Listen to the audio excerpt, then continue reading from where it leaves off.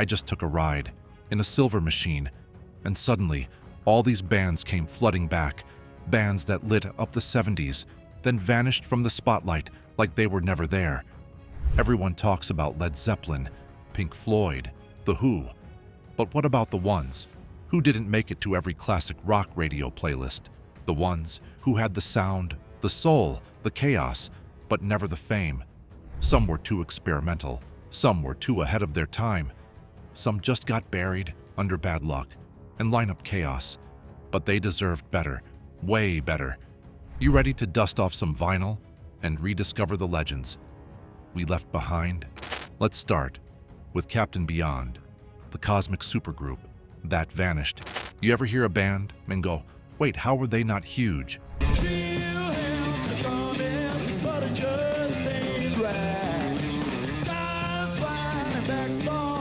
That's Captain Beyond for you. They were basically a rock all-star team. You had guys from Deep Purple, Iron Butterfly, and Johnny Winter's band, all jamming together. And the result? Absolute prog rock madness. Their self-titled debut album dropped in '72, and it's one of those records where one track melts into the next. You barely notice the transitions because it's all just flowing, just a weirdly hypnotic roller coaster through psychedelic, progressive, and hard rock all at once. Dancing madly backwards on a sea of air is the perfect example of their vibe. It starts off haunting and spacey, then snaps into these mind-bending riffs that hit you like a cosmic punch. And that's the thing. Captain Beyond were building otherworldly soundscapes, but they were also kind of too weird for their own good. The mainstream crowd didn't know what to do with them. Plus, the lineup changed so many times, you needed a scorecard to keep up. On number 2 is Poco country rock, before it was cool. Everyone talks about the Eagles when it comes to country rock, but here's the thing, they weren't the first.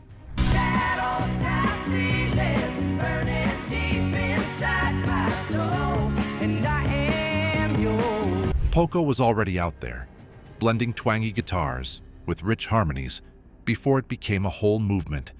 Formed by Richie Furay and Jim Messina, both from Buffalo Springfield, Poco basically laid the groundwork for what would become that sweet California country rock sound.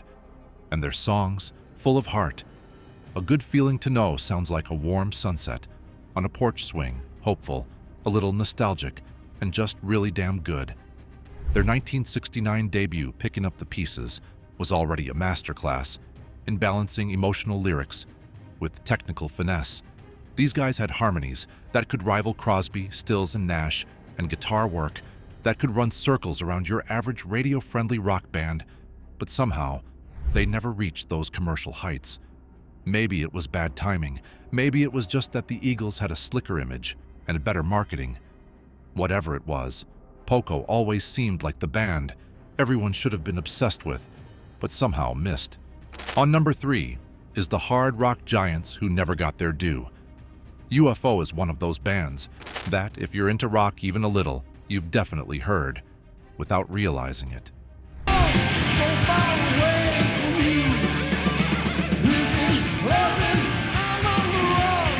Their track, Doctor Doctor, still pops up in Iron Maiden setlists as a walk-on anthem. That's how much respect they get from the metal community. And don't even get me started on Rock Bottom.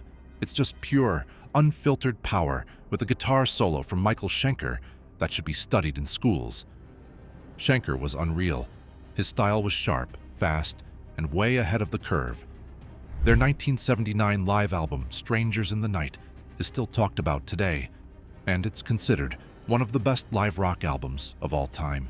The energy, the sound, the performance, everything just clicks. So what happened? Well, they had their fair share of lineup drama, and they never really cracked the US market. No big crossover radio hit, just consistently awesome music that not enough people heard. And how can we miss Stoneground, bluesy, groovy, but criminally ignored?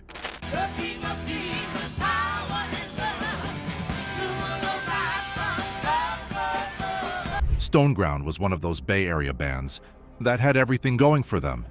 Soul, groove, a little bit of grit, and a ton of personality. Their debut album came out in '71, and it had this cool, laid-back vibe, mixing blues rock with a splash of R&B and psychedelia.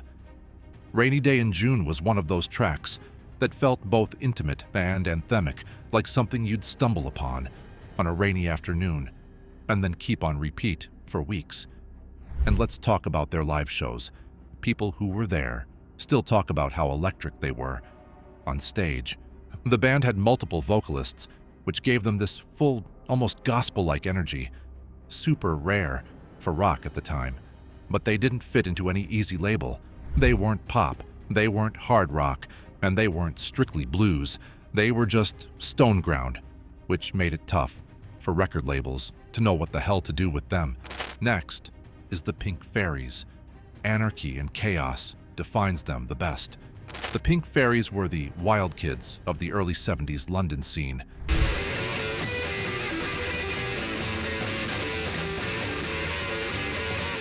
You think punk was born in the late '70s? These guys were already doing it. Loud, fuzzy, chaotic, and completely unapologetic. Do It was their unofficial anthem. It wasn't just a song, it was a dare. The Fairies didn't care about radio play or record sales. They wanted to blow your mind, make your ears ring, and maybe set something on fire while they were at it. Their albums were not polished, not radio ready, but full of raw, buzzing energy that hit somewhere between psychedelic rock and proto-punk. They were part of that London underground scene that didn't need permission to be weird. Of course, that meant radio stations avoided them like the plague, and record execs saw them as a risky bet. The Pink Fairies built a cult following, one that's still alive and kicking in dusty record stores and basement gigs today. And now we have Spooky Tooth, dark, brooding, but brilliant.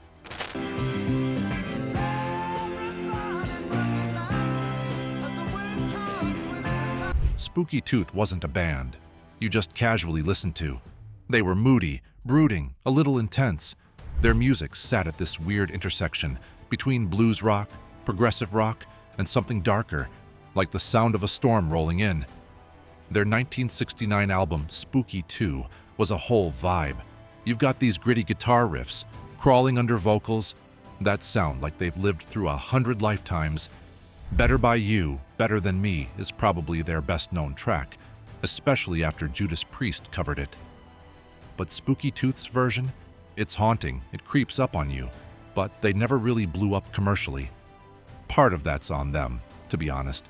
They were constantly shifting direction. One record would sound bluesy, the next, full-on experimental prog. Add a rotating cast of band members, and you've got a recipe for cult status rather than mainstream fame. On number 7 is Trapeze, the funky, hard-hitting guys.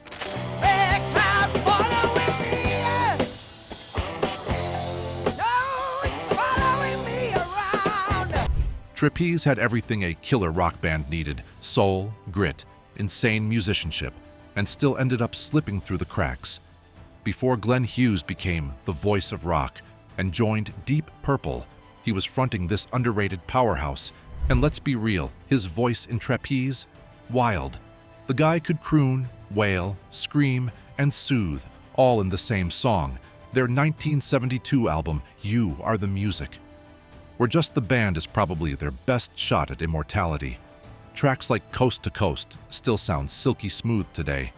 It's soulful and spaced out in the best way, with a deep bass line that just grooves through your bones. But Trapeze didn't want to stick to one style. One moment you were getting sweaty hard rock, the next you were dancing to funk-infused jams. That made them unique, and a bit of a nightmare to market. And with members constantly leaving or switching bands, they never got the shot at consistency that they really needed. Next is The Pretty Things, basically labeled as psychedelic rebels. The Pretty Things were punk before punk existed, glam before glam had a name, and psychedelic when it was still experimental and raw.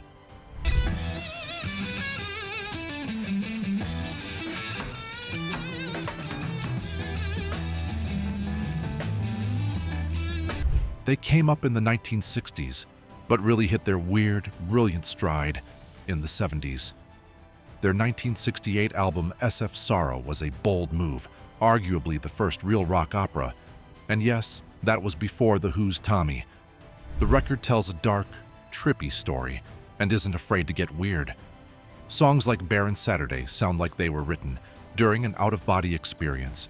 They didn't care about fitting in at all. They were loud, rebellious, and too unpredictable for the mainstream. That attitude cost them radio play, big tours, and the kind of fame their peers got. The Pretty Things were like the bridge between psych rock and early punk. But somehow, they never got credit for building it.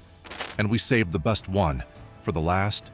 Hawkwind, space rock legends, lost in the void. Hawkwind wasn't just a band, they were an experience.